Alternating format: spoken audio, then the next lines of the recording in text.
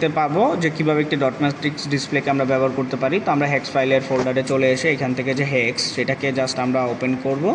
Open করার পর two verified দিব।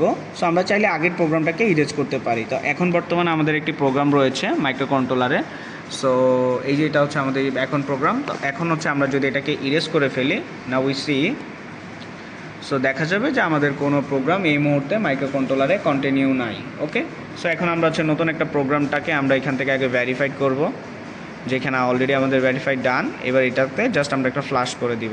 প্রোগ্রাম করলে এটা প্রোগ্রামিং ফ্লাশ ওকে আসবে।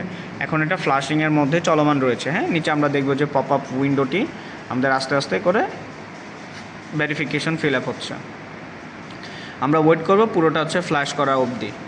অটোমেটিকলি ফ্ল্যাশ হয়ে গেলে আমাদের প্রোগ্রামটা ট্রান্সফার হয়ে যাবে এবং আমাদের যে অ্যাক্টিভিটিস, যে নিডসটা, যে ধরনের প্রোগ্রামের আওতাভুক্ত যেটা দেওয়া হয়েছে সেটা আমরা কাজ করতে পারবো। যে এখন আমাদের যেহেতু প্রোগ্রামটা ফিনিশ হয়েছে, আমরা যদি এখন মেইন মডিউলে আসি, আমাদের ডট ম্যাট্রিক্সটি কাজ করতেছে, খুব স্মুথলি কাজ করতেছে।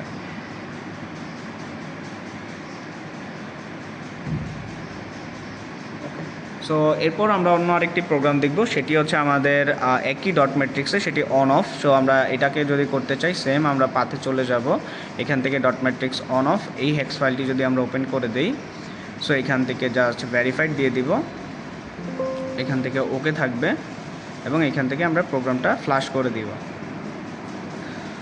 ওকে, ফ্লাশ হয়ে গেলে আমরা জাস্ট এখন যদি দেখি, এখানে আমাদের অলরেডি অন অফের যে সেগমেন্টটি সেটি আমাদের কাজ করতেছে।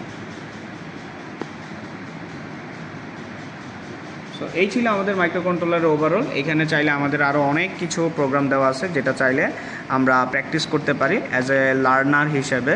সো এই ছিল আজকের আমাদের সেশন। নেক্সট পার্টে অন্য কিছু আমরা দেখব।